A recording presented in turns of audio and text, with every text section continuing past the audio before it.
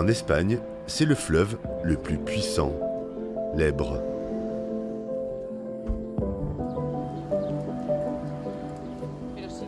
Sur ses eaux, dans sa ville natale Saragosse, Esther Brice a appris à ramer à l'âge de 10 ans.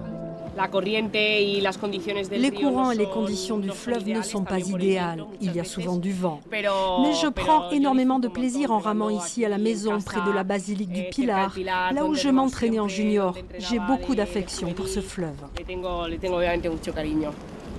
Partant de ses rives, l'Aragonaise est devenue en 2017 championne du monde junior d'aviron skiff, puis championne d'Europe junior l'année suivante. Championne du monde en Espagne, il n'y en a qu'une. Et c'est Esther. Ce n'est pas quelque chose de normal, d'habituel.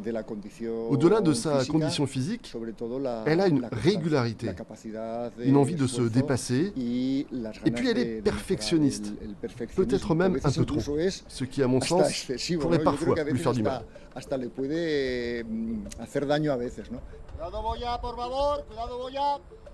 Du talent et une force de travail hors norme.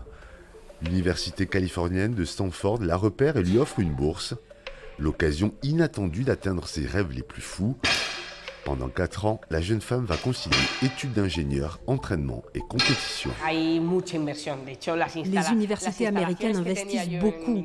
Les équipements dont je bénéficie à Stanford sont de très loin incomparables à ceux de la fédération espagnole où je m'entraîne actuellement. Ils accompagnent leurs étudiants sportifs comme de véritables professionnels, comme peuvent le faire les équipes nationales espagnoles ou françaises. Prochaine étape, les Jeux de Paris.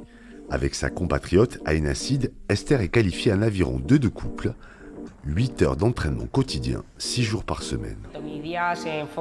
Mes journées sont focalisées sur l'entraînement et la récupération. Et soudain, tu te rends compte que nous sommes en juin et qu'il reste très peu de temps.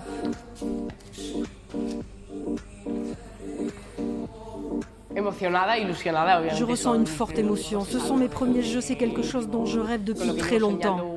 Ma famille et de nombreux amis seront à Paris pour me soutenir. Cela me remplit d'espoir. Dans la dernière ligne droite, Esther, la persévérante, va tout donner pour réaliser ce rêve né à l'adolescence, décrocher une médaille.